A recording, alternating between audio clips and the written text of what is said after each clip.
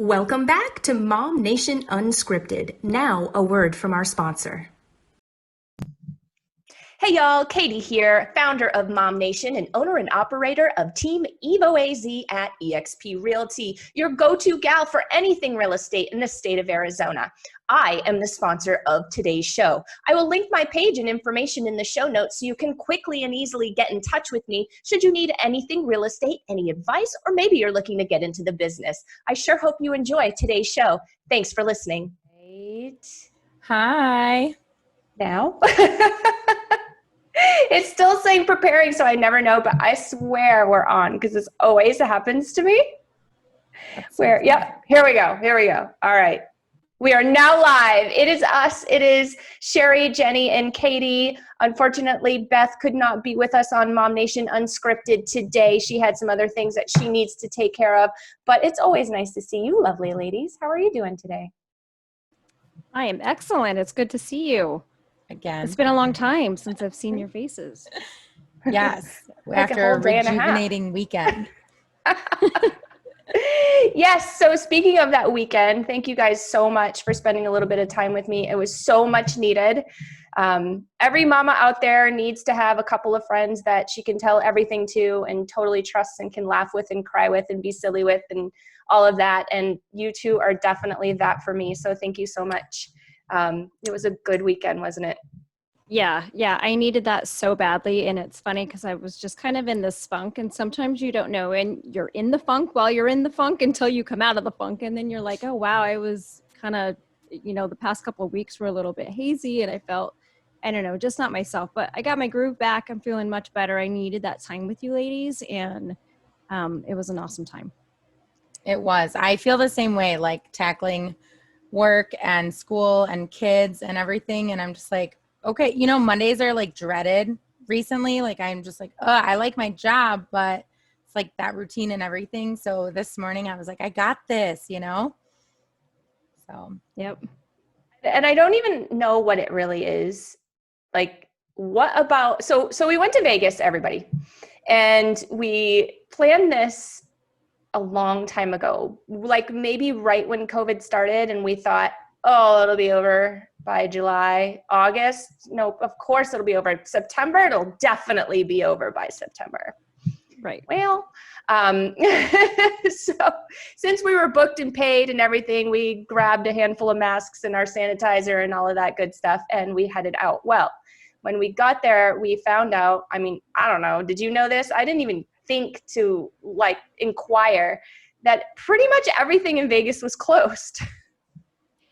Yeah, I kind of had an idea that shows and stuff weren't happening, but I didn't realize you can't even just go grab a drink and walk around or people watch like we would typically do when we go to Vegas. So I was surprised to learn that part, but never fear because everything opened back up literally at midnight the day that we left.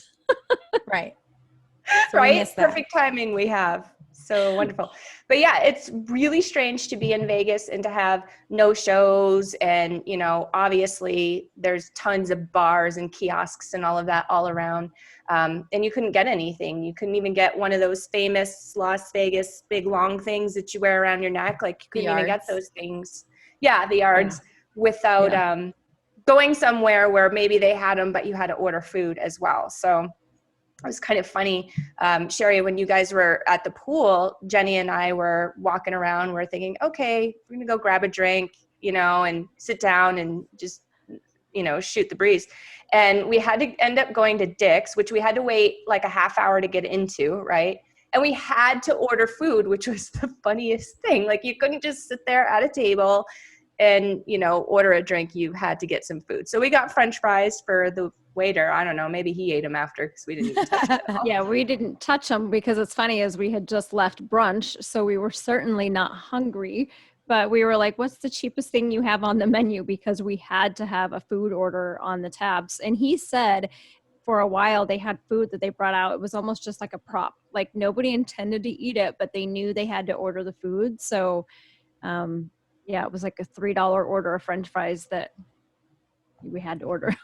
That just sat there and got cold. Yeah. But what is it about, I mean, can you guys put your finger on it? Like, what was it about the weekend? We didn't really do anything crazy. We got to hang out a lot and we got to visit a lot. Like, what was it about the weekend that just sort of refreshed us all? I don't know. I think it's the aura, like being around your people, you know, that boosts your endorphins, your spirits, like everything. And we didn't have a crazy drunken Vegas fest, but we had fun, you know, and it was nice to get out of your typical bubble that we've all been stuck in for 6 months, like grocery store and the house, you know, maybe that's it. So to see you guys and to interact and see you in person, that's just, I don't know. I can't explain it, but it really did impact my aura, my mental spirit, my, you know, just happiness. So It we was needed Totally 100. agree. Go ahead. Sorry, I didn't mean to cut you I off. was say exactly what she said. And I think, you know, when you have a group of people that you're close friends with and you've been friends for a long time, obviously there's a reason why you're close with those people and why your friendship has lasted a long time. And so you can go an extended period and maybe you miss out on connecting with them and it can get you down a little bit. So just having that time, that one-on-one time with each other, we had no other distractions, just hanging out with each other and laughing and talking and, you know, hearing stories about our childhood and things we hadn't shared before. It just reconnected us on a deeper level. And there's something so powerful about that. I don't know how to put it into words, but it was so needed. It was truly soul food. And I encourage everybody, like we said, you know, I'd be willing to bet the three of us are like pretty in tune with ourselves. Like we've all done some self-development and gone through therapy and things like that. Like we're pretty in tune. But the three of us didn't even catch on to why we were feeling kind of funky. Like we didn't Right. even talk about it. And we usually talk about things like that. Like I feel like we're pretty good at picking up on those types of things. Yeah. But And I even think just we're all busy too. Like all of us are busy with work and, you know, I feel like I'm kind of just going through the steps of each day. Like I got to get up, I got to get the kids signed on to school, I got to check my email, and you go through the whole steps and then it's, you know, you go to bed and you wake up the next day and you do it again, and you don't really have time to even stop and step back and be like, I'm not feeling like myself here. mm-hmm. spot on. I think like the reflection piece, we're so busy and caught up with all of these nuances like virtual education for our kids and work and remote and whatever else might be going on, that the monotony but also the busyness is just keeping us from reflecting or even stopping for a moment to think like, am I stressed? Am I, you know, not myself? Do I need to do some meditation? So I think that's a good point, Jeni. Yeah, totally. So hear it from us, folks. Definitely connect with your people. If you haven't seen your people for a while, it's something you might not even think you need to do. But if you're feeling even slightly funky, like we should have done this a long time ago, for me anyway. Yeah. But if you're even feeling slightly funky, like call up your best girlfriend, get out, even if it's for an hour. I mean, we had a whole weekend, which was awesome, but even if it's for an hour, I mean, it's just Make so time. therapeutic. Exactly. Yeah, even Make if it's time in the for it. backyard, the desert, you know, you can still social distance, but I think that, you know, it's really important that we keep ourselves healthy, and that includes mental health, and we can't give to others if we're not our best selves. Right. And like we talk a lot. So we pretty much talk every day. We, you know, see each other on Zoom and everything, but there's something about our energies meeting physically that made a huge difference for me. Do you guys feel Yeah. like that? Yeah. Very much. And so because Vegas was all closed, Jeni and I actually, which was awesome, got a lot of time to spend together, which was really great on Saturday, and got to really share a lot about each other. Like we've known each other for years, not quite as long as you and I have, Cher, but we've known each other for years. And there were things that I think we learned about each other on Saturday that we had no idea. In fact, I know I learned things about her that I had no idea about. Yeah. Yeah. Same for you. Yeah. It's not even like we were just keeping it from each other, just hadn't come up in conversation for any reason. So yeah, we got to dive in a little bit deeper on our childhoods and, you know, the stories of growing up and what makes us who we are today. Exactly. And we even touched a bit on the subject that we're talking about today, and that is single parenting dating. It sounds very scary to me. And I have not yet had the opportunity to be a single parent. Hope I never do. So I haven't sort of, traveled these waters yet, but you ladies have, as I learned on Saturday with Jeni, and I know you have also, Cheri. So today's topic is basically, okay, so last week we talked about going through divorce, and it's not like we're encouraging divorce by any means, but it happens, and it's good to know what, hoops you need to jump through, what things you need to look out for, and things you need to organize and put in place, in the event that happens. So I think probably the second step, after divorce and all of that calms down, I mean, for personal lives is, dating. Like, when does that come in? Is there, I'm sure everybody's different, but is there like almost a period of mourning that you go through after a divorce? What was your experiences like? There's definitely that period where you need to just focus on yourself and relearn who you are, because I think when you get into a relationship, and I would assume in some way it's probably toxic because it ends up in divorce, right? So it's probably not a healthy relationship. You lose yourself, and so it takes time. And for some people it may only take 6 months. For some people it may take years. It may take counseling. You have to find yourself again, and not only are you finding yourself, but you're reestablishing your life on your own. You've probably moved out, or your partner has moved out, and now you have the house and the bills and everything on your own, and you're helping your kids adjust to not having the other parent in the house with you anymore, and taking care of them on your own, whether you're sharing custody or not. When you have them, you're still on your own. There's so much adjustment there, so you need to give yourself time. And I think maybe that's an issue that a lot of people run into, because they jump right back into the dating game and you're not quite ready for it, which can cause a lot of problems. Well, it makes a lot of sense because, like you just mentioned, and I'm not saying that this is the only reason why people date, but like you just mentioned, all of a sudden you find yourself totally alone doing the things that you, I guess, may or may not have had help with before, but at least there was somebody else there. And it must be a pretty lonely, I mean, yeah, you have your kids, but it must be pretty lonely. Like, it's, depending on how abrupt it was, I guess. Yeah. And that old cliche saying that date yourself, like, I think that really comes into play, because now, like Jeni said, you're figuring out your life as an individual.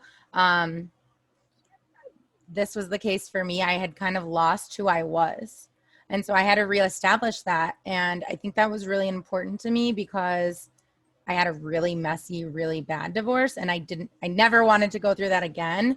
But also I wanted to take time to figure out, like, hey, what do I like? Because I don't know who I am anymore. And what do I want to do? What makes me happy? And then finding that and moving me through that with my kids was really important and really just good for the soul.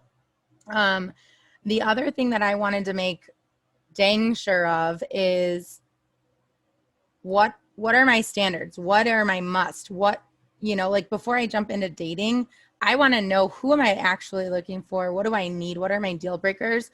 Because I had a lot of red flags at this point in my life, right? Like, this I'm not okay with, this I'm not okay with. And so just reestablishing who I was first was going to be important to figuring out, who do I want to be with and what does that look like? Yeah, that's huge. And you obviously need a little bit of time to do that. So, Cheri, what was it like for you post-divorce? Like, what kind of time frame were you able to do all of that in? And when did you start feeling comfortable enough to put yourself out there and start dating? So my divorce took 2 years. So that was kind of a long process, and that took up a lot of my energy, besides working full time, having 2 kids as a single mom, managing the bills, doing all of that. Like, that was all of my time. I kind of felt like I had nothing else to give. So that was not the right time. Once I started seeing light at the end of the tunnel, I mean, 2 years is a long time to be going through that divorce process, the actual legal process. So as I started getting closer to the end, that's when you're like, okay, I have this time. I have more time. I've been single for 2 years. Like, I do kind of want someone there. And so I wasn't looking for it in any means. I wasn't like out on dating apps or anything, because I didn't even know how to date anymore, like, and how do you date with kids? Am I going to get a babysitter to go date? Like, that whole process was super foreign and weird to me. And I wanted to spend as much time as I could with my kids, because now I'm the only one working, and I'm working all the time. So I feel like I'm already away from them enough. So I have that mom guilt, right? Like, I can't go out and meet people and date. So it was an adjustment for sure. And I think that because it happened organically, that's why it ended up working for me at that time where I was willing to date somebody. We found each other and started connecting through friends, and we developed a friendship first. So I think that was also important, because I didn't want to jump into anything, and I was not letting my kids meet anyone until it was serious. How about you, Jeni? Really exactly what you said. It was, I'm not from Arizona, as I'm sure you guys know, so I don't really have any family here, anyone to help me out with the kids. So I had my kids all the time. And my ex-husband worked nights. So, it was really hard for him to even take the kids to relieve me of a night to do anything. And I'm certainly not going to bring somebody I'm just freshly dating over to the house with my kids. So it took a long time, but really in the beginning, I just wanted to spend time with friends. And that was my biggest thing has always been friends. Even now, my friends are number one for me. And so coming out of my divorce, I started making friends. I started going out and hanging out with people more. And so that was what I focused on for probably about the first 2 years. I mean, I went on a couple of dates, but it was never anything serious. So it was just friends, really. That's what I did. And then when it finally, actually, my husband was a coworker. My husband now was a coworker, and so that again, it happened organically. He was a friend already. My kids actually already knew him because he would come, like when we had work picnics and whatnot. So they had met him, and he had pool parties and stuff that the kids had come over before. So they had already known him as a friend. So if we hung out as a friend and did things, I didn't have to be like, oh, this is my boyfriend or person that I'm dating. He was a friend that they had already known. So it was kind of a safe way to introduce them. So there were really no questions about what was going on with you two. Like, it was just normal. Oh, this is just mom's friend. She has a bunch of them. This is just what we do. So when did you guys, how do I want to pose that question? When did you feel that the relationship was progressing enough so that you had that question, like, oh my gosh, we got to tell the kids in your case, Jeni, or, when do I take her to meet the kids in your case, Cheri?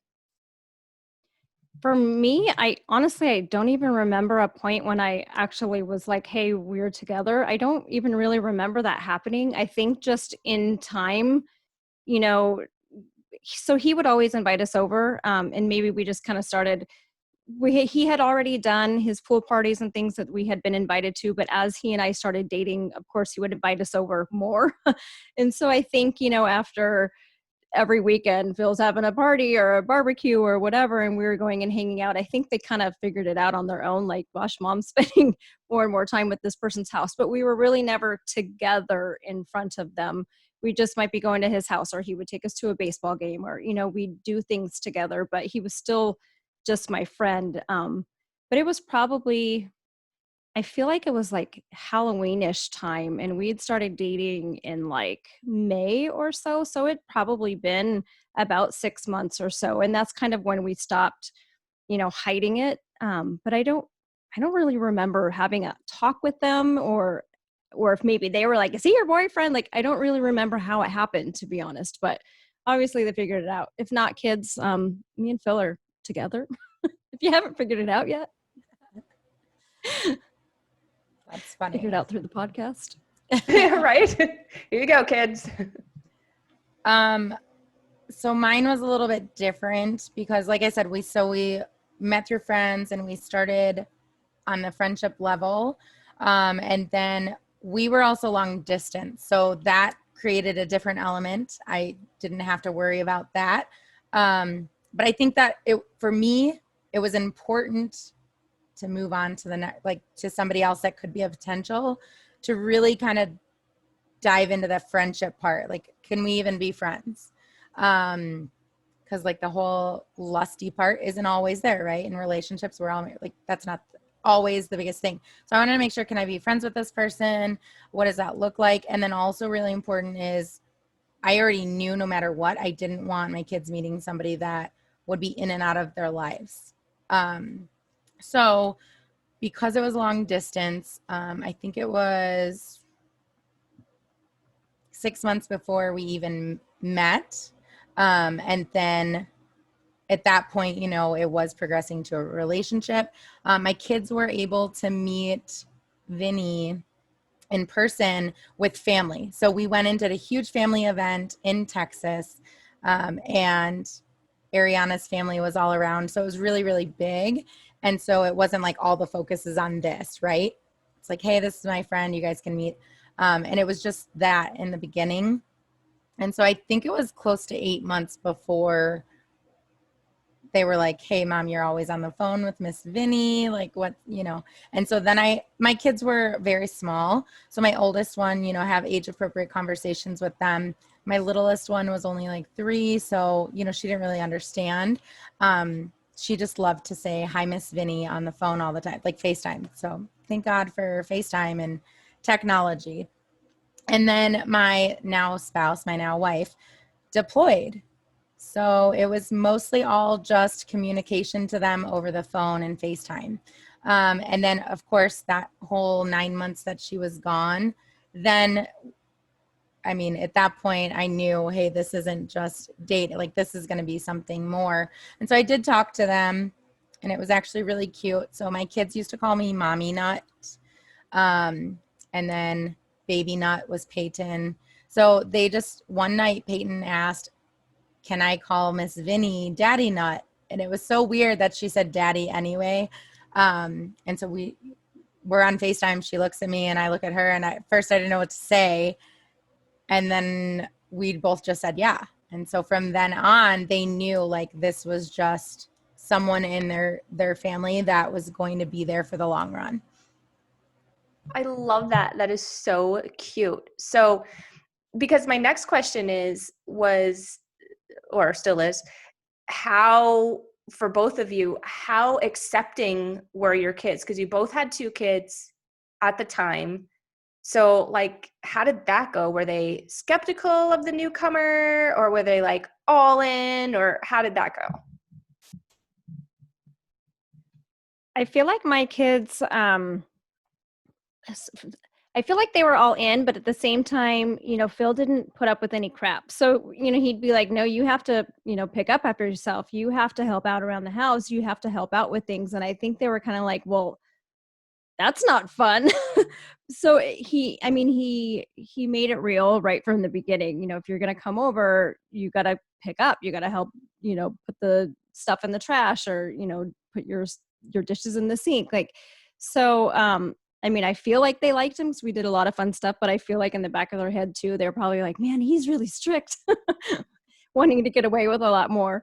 You know, if you went to any other friend's house, they probably wouldn't say any of that kind of stuff. But I think because we knew we were looking more, you know, of a long-term relationship, he wasn't going to start out at the beginning already letting them get away with stuff. So, but you know, we did a lot of fun stuff with him. He wanted a family always. And so now all of a sudden it was like he had these 2 kids to do all the stuff he couldn't do before. So his friends all had kids. And now all of a sudden they're like, hey, inviting him to their kids' birthday parties where he wouldn't have been invited before because he didn't have kids. So, you know, we kind of jumped into all of that stuff right from the beginning. So I think it was fun for them. We went camping and baseball games and, you know, pool parties and did stuff. So, I think they liked it, but I guess that they didn't really tell me if they didn't. So I can remember because my perspective here is of the child, right? Because my parents were divorced when I was super young. And so on both sides, I, met who they were dating and whatnot. And I can remember saying, oh, well, you're not my mom. Oh, well, you're not my dad. So you can't tell me that stuff. So and I'm sure it was the same sort of thing, like pick up after yourself, like normal stuff, Yeah, exactly. Yeah, it was just, or, you need to be getting ready for bed, if he was over at the house, or sometimes it'd get late and we'd like stay there and they'd get in their pajamas and then we'd go home. So it'd be like, okay, you guys need to get in your pajamas. If I was like doing dishes, he knew he needed to help get them ready. So he'd like step in and do that. And I'm sure they're probably thinking that at some time, but they never came out and said it, thankfully. And so this is years and years ago because your littles are now, both adults. And so how did that change at all? Obviously as you grow together as a family, you become closer naturally. But did that change, or did they gradually just become closer and closer to accepting, yeah, this is mom's? I think that they did gradually accept it, and they did grow closer and their bonds grew closer, and they each established their own individual relationship with him. Like they have their inside jokes and they have little joke nicknames that they call each other, and they have a good relationship. But I think because he started out like as my friend, like they could joke around with him and it was just different. So he didn't step in as a fatherly figure where you're like, oh, you have to, I don't know, I don't want to say respect him, because of course they respected him, but I feel like it's different if you step in solely as a parental role. It's just different. So he was just that friend that they joked around with, and it just progressed as that. And they probably can't imagine life without him, to be honest, right? Like he holds that space for them. Right. Yeah, definitely. How about you, Cher? Oh, so it might be backtracking a little bit, but I think that the moment I knew she was a keeper was she planned a huge date. And again, we lived in different states. So she had to commute and travel. I think it was like 16 hours or something crazy. But she came out and she surprised me with a date on a hot air balloon. But this was the kicker. It wasn't just a her and I date. It was for the kids and I. So a family date. And at that moment, I knew like she's a keeper, like if my kids didn't like her or vice versa, in the beginning, that definitely would have been a deal breaker. And I know in the beginning, she was more like on the floor, rolling around, being a kid herself with them. And they really needed that. Like, that's not me. Like let's go make memories. Let's go to the zoo. Let's go do this. Right. But I'm not like roll on the floor playing with you, wrestling. That's not who I am. And so it's nice to see that difference for them to have. But then also just that she was included, like she didn't have kids. So that was something that I was skeptical of in the beginning too. Cause I'm like, can somebody that doesn't have kids love my kids enough for this can a blended family like that work? Or is she not going to understand? And then same thing. She was thrown into having a family because she didn't have kids before. And so is she going to adapt to that? Is it going to be too hard? So all of those things were going through my mind, and part of what I was watching and monitoring to see, is this going to last? Is it going to work or not? So the hot air balloon thing was definitely like, okay, she's not just trying to date me. She's trying to show that she's in this. And she understands that I have kids and they'll always come first because I'm all they have. And then now it's definitely transitioned where they know they can rely on her too. Like, even though she's the parental figure now and not just the friend, she's not going anywhere, and I think that they needed that stability and knowing, hey, someone is here and not going to leave. And even if they're stepping up and taking over someone else's responsibility, you can count on her. And I'm sure, again, it's been several years for you too. I'm sure those girls wouldn't want it any other way. I'm sure she is their daddy. That's it, yeah, right? Exactly. Yep. So I have a few more questions for you guys. And it's kind of fun for me being on the other side of it and having the kid perspective. But back to when you were post-divorce and like figuring things out. And Cheri, you had said that you really did a lot of thinking on, well, who is this person that I'm looking for? What do I really want? Did you guys have any like solid deal breakers aside from, murderers and drug dealers and stuff like that? Like, aside from the obvious, did you have any deal breakers? No narcissists. That's a good one. Yeah. I was very aware of temper and that kind of thing. I know Jeni and I kind of have somewhat similar experiences. And so I was really looking for all of those red flags. Like, what does the temperament look like? What is their desire for control? Like, all of those things were 100% going to be deal breakers, because I was not 100% not going to go back into what I just came out of. And I did a lot of research, like you said, and a lot of self-reflection.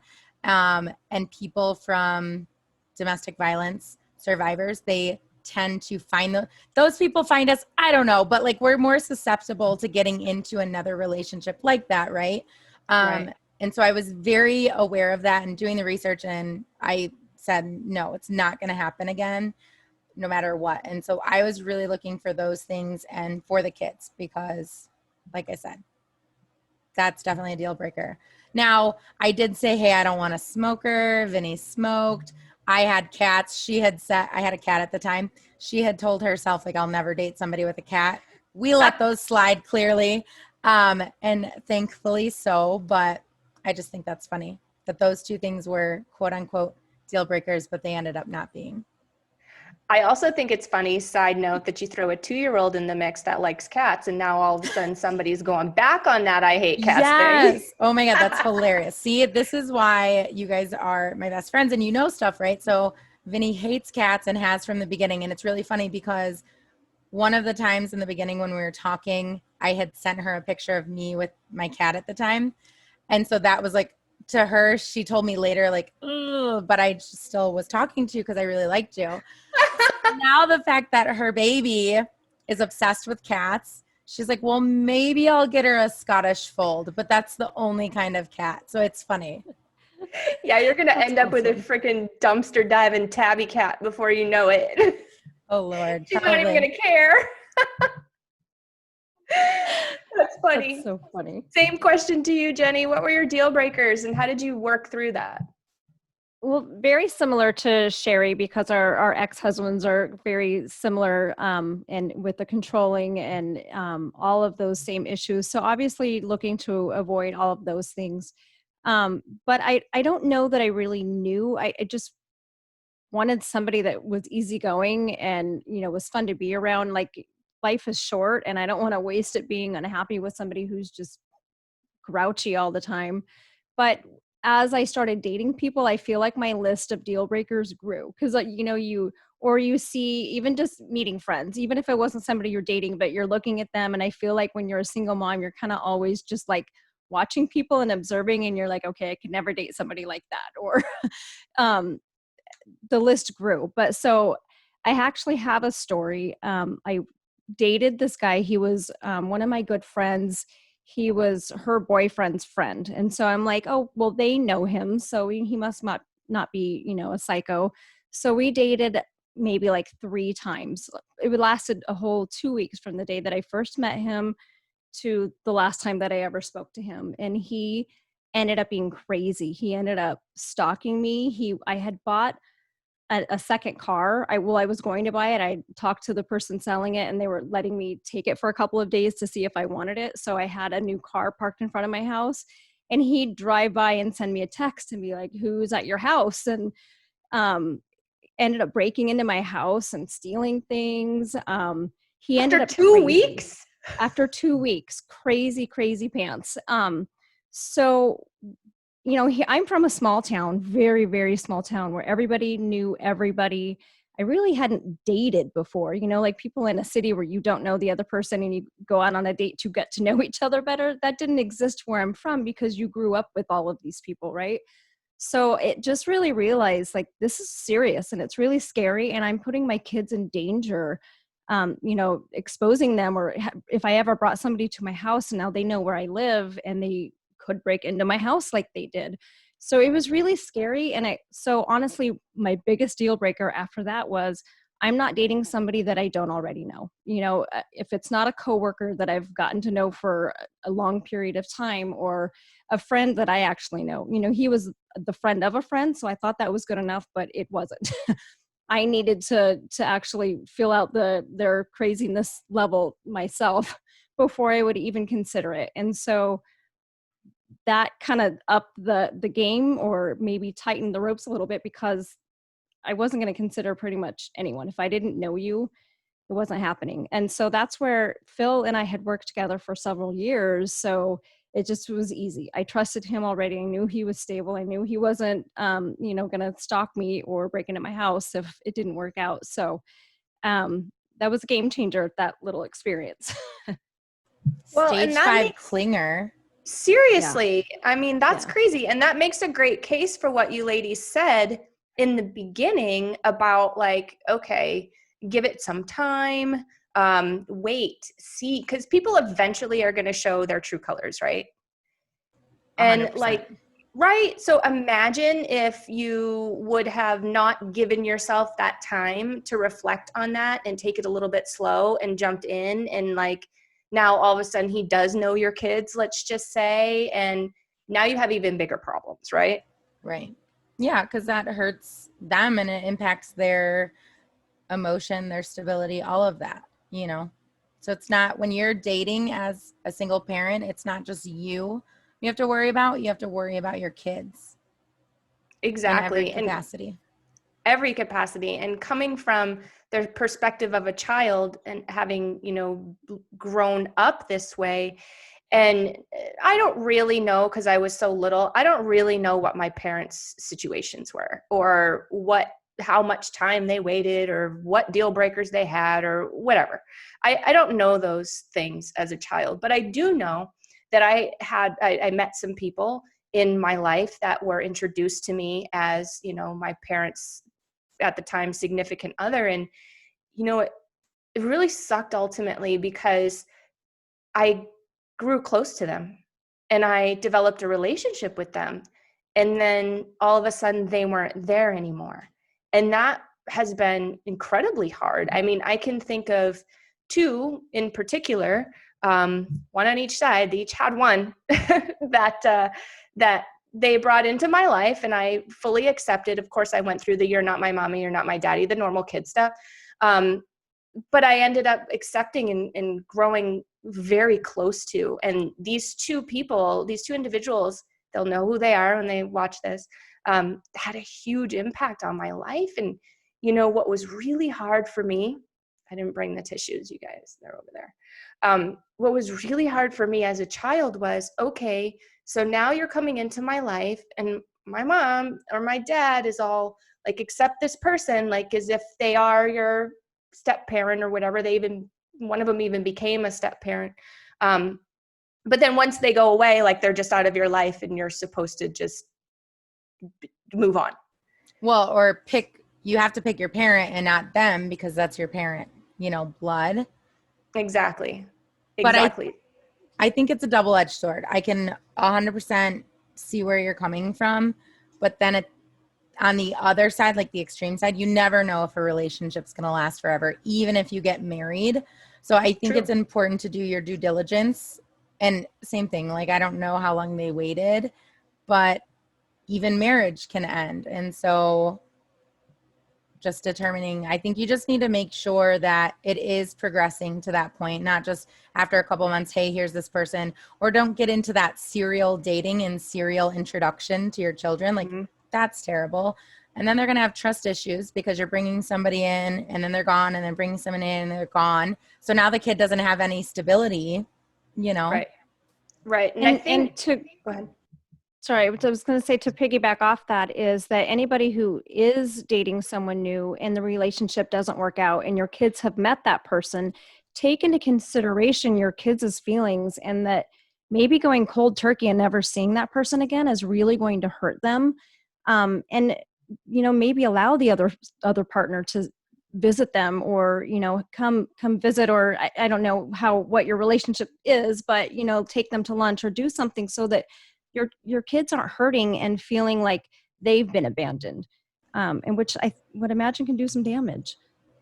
Yeah. Totally.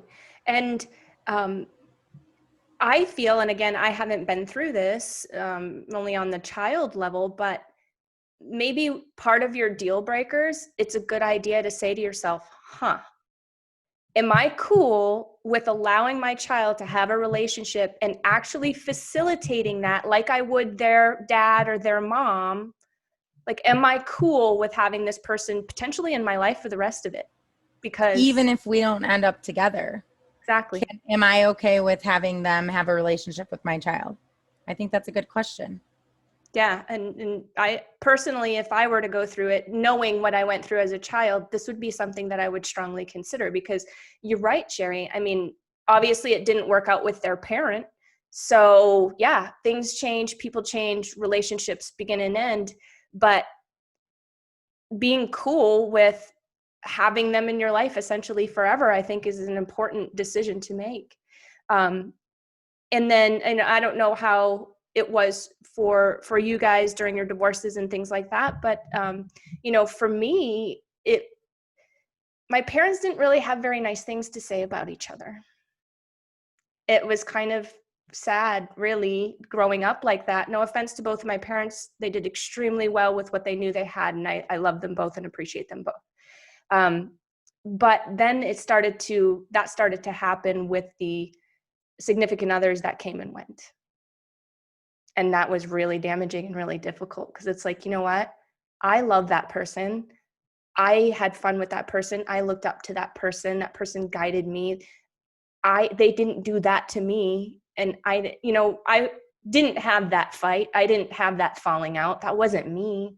So why do I have to hear this about that person? That was really heartbreaking for me in a lot of ways. Yeah, I'm sorry you went through that. And I went through it as well with my mom and anyone that she dated, or my ex stepdad. You know, they're so great and you should love them and listen to them. And then the next day, you know, it's the other side and they're so awful and you should never talk to that person again. And, you know, I learned early on just kind of not to listen to my mom. Unfortunately, you know, as she would go through, I felt like in a way like she was manipulating me and my feelings, and, you know, you should love him, he really loves you. And then, oh, he was always mean to you. Like she would flip and change it around, and I'm not going to play that game. And because I had went through that, I tried my best. I don't know that I was perfect, but I never let my kids know the things that were going on with my ex-husband. And, you know, when he wouldn't pay child support or he wouldn't show up to take them, and, you know, on his visitation days, I never told them. I tried my best to keep that to myself, because I never wanted them to feel the way that I felt about my mom when she would say the negative things towards my dad. And if anything, it made me love my dad more, because I felt protective of him. Like, you know, Right. because he wasn't telling me bad things. It was only her saying bad things about my dad. So that made me like, well, you're the mean person and my dad's not saying mean things about you. So he seemed more kind and loving to me. So I think when you're, even if you're trying to make the other person look bad, if you're the one spouting negative things, it just makes you look bad. And I don't know that people understand that. But it's always best to keep that to yourself. And you know what? When the kids get older, they'll see the truth. You don't need to tell them, oh, your dad isn't paying child support. They don't need to know that as a kid. But when they get older, they're going to say and see who was there for them, who took care of them, who was there when they were sick, who took them to school and bought them school clothes. And, you know, they're going to see that on their own. You don't need to tell them. Exactly right. Allow them to develop their own thoughts and feelings and keep their relationship the way, you know, it's separate from you. Honestly, It is. Yeah. And I agree 100%. Even though I was the only one involved, the only one that was allowed to be involved, kids are super smart and they will figure it out. So there's no need for you to say anything on that other person, that other individual. And that's one thing that I had already started seeing the flip side before the divorce was initiated. Manipulation of the kids and just using them kind of as pawns. Like that is terrible for them to go through, and they shouldn't be told adult things. Like they're not ready for that mentally or emotionally, and it really messes with them. And so it didn't matter what I thought or felt, like I was keeping all of that from the kids, like Jeni said, and they figure it out eventually on their own.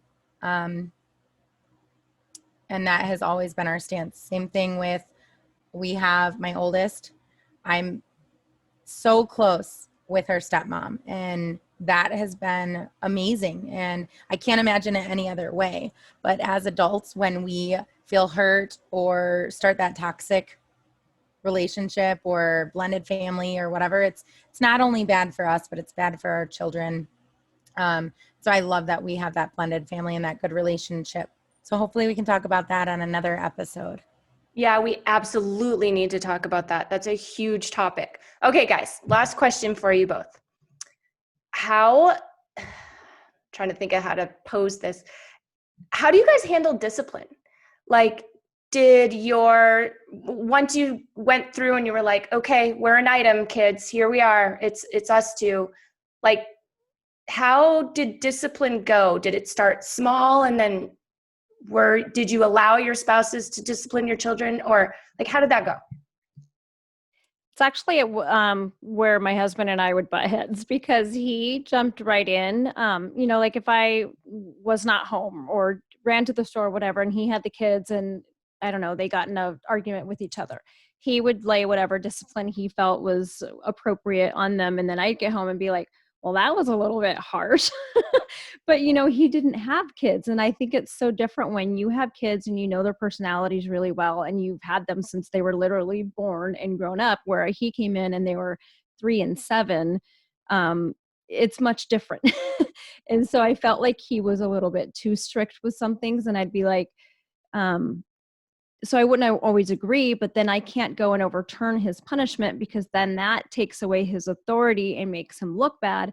So it was kind of a tough situation. And we got to the point where I was like, can you maybe just not make a decision? Like you could say you guys need to separate or whatever until your mom gets home. And then you and I can discuss a fair punishment together before either of us lay down. Like you don't have to say like immediately you're grounded for a week. We can come up and give that decision later. So it was something we've had to work through, and that's a hard one to handle for any relationship. Yeah, same thing. It's definitely a learning curve, because Vinny was in the same boat as Phil, right? No kids, and then all of a sudden you have a 3-year-old and an 8-year-old. And same thing, that is kind of where we butt heads, but I was very careful to not be like no in front of the kids to undermine her or, take away that authority like Jeni said. So it was a learning curve. Obviously it's been years. And so we've kind of come to where we understand both of those. And so we do work together. If it's something like spur of the moment, like, hey, you're grounded for a week and I don't really agree with it, I'm not going to say that in front of the kids. I'm going to talk to her afterwards in private. But the kids know that, hey, whatever dad says goes, and whatever mom says goes. You have to listen, and these are the authoritative personnel in the house, and that's it. You got to follow rules. But I think that also after years, you establish set rules as a household. And so those rules go for mom and dad. It's not like, hey, when dad's gone, we can do this, or when mom's gone, we can do this. And once you have that set established rules of the house, it makes it easier. Like if you messed up, hey, you knew you messed up, because this isn't something new. Right. I can remember as a kid, and this is obviously another conversation. This is definitely another podcast, but so these people were in my life, and obviously, I was a minor, so they needed to have some sort of authority. And I do remember receiving discipline from both of them, but then my other parent would be like, well, why is she telling you what to do, and why is it, you know what I mean? And so that is a crazy situation, and that is a whole story for later. But I feel the same. Like if you're comfortable enough to take this person into your home or into your family and to meet your kids, then you probably that should be one of your deal breakers when you're thinking before you start dating. Like, am I comfortable enough? Do I trust them enough to then, parent my children, basically? Because that's essentially what you're asking them to do. Yeah, 100%. Yeah, sorry, but it needs to be something you consider. Like, if this person is really strict and they're not going to compromise with you, or they're going to be upset if, maybe you're not as strict, maybe they're not a good match for you. And it's something to look at, for the long term. Or if you have kids together, are your parenting ways of handling situations, are they totally different, and you're not gonna work out? I think that's a good point, because I have other friends that are older that had gotten into a blended family situation, where the mom already had a child and then the husband came in and joined. But because he was so strict, it actually it created a wedge between the mom and the daughter, because then the mom was constantly having to pick kid over spouse, or, huge blowout fights over kid, or, and that can create a huge divide. And if you aren't on similar levels, or if somebody's not willing to compromise, that should be a deal breaker. It should be a red flag, at least in the beginning, before you progress, because again, then that's something that could end a marriage. And if you've already gone through divorce or been a single parent, I don't want to go through that again. So those are all things that are kind of in my wheelhouse beforehand too. And so I think it's just a good point and something to think about up front. Well, and like in your case, in both of your cases, you both had children with your new spouses. So you kind of should think about it anyway, because, maybe the way they behave with your kids is kind of giving you a window into the future to see how, they would act and discipline and parent your kids that you have together. So, yeah. All right, ladies, does anybody want to tell the rest of the world what it is we want them to do? Anybody? So we need you to subscribe to our podcast. In addition to subscribing, we also want you to download each episode, so that way it counts towards basically promotion. We do like iTunes, but there are other methods. Miss Jeni is not an iPhone user, so I'm sure she has some options that she uses. We like Google to tease her. Can you tell? Yes. What'd you say? I'm sorry, I talked over you. That was terrible of me. Go to Google Podcast for my Android users. Sometimes Jeni will tell us hey, my phone's not doing this, or it's not working. And Katie and I are always you need an iPhone. Yep. They're so mean to me, you guys. I need everyone to comment on this and let me see my fellow Android supporters and comment. I can't be the only Android user out there. So Sherry's right. So we really want this information to get out there across the country to all of the mamas, because what we are looking to build, and we want you all to know about this, but what we're looking to build is called a MOMmune, and we've actually already started working on it, which is really exciting. And so all of us, I haven't been a single mom yet, as you know, but I was raised by one, so my life is very much touched by one. And these two lovelies also have been single moms, and you were somewhat raised by a single mom too, Jeni. So she's got a double duty over there. So we've all been touched by wonderful, amazing single moms that are just doing their best with what they've got and trying to make it in this world post-divorce, with kids in hand, and maybe trying to build careers and whatnot. So the MOMmune is really a resource where if somebody is transitioning into becoming a single mom, they can come to us and they can get things like, maybe they need some help writing a resume, or maybe they need some emotional and mental health therapy. Maybe they're addicted and they need to get around that so that they can, move through those obstacles and start building their lives. for themselves and for their children. Maybe they need housing for a hot minute just to figure stuff out. I mean, housing is so expensive right now. I can't imagine coming from a 2-person income, or in some cases, maybe being a stay-at-home mom and then transitioning poof into the real world. It's got to be a scary thing. And so we are wanting to create this resource for as many moms as we can possibly help, to just give them a bit of just a little hand up, not, a handout. We want you guys to work. We want you to figure life out. It's just a little bit of help and a little support. And I think Cheri, we learned a little bit about Cheri's story, I think, and Jeni's story too. I think you guys probably would have benefited from a group with some sort of resource like that when you were transitioning. Yeah, or even just thinking back to being in an abusive relationship. I know that a lot of people stay because there's maybe a stay-at-home mom, or because they don't feel like they can make it on their own.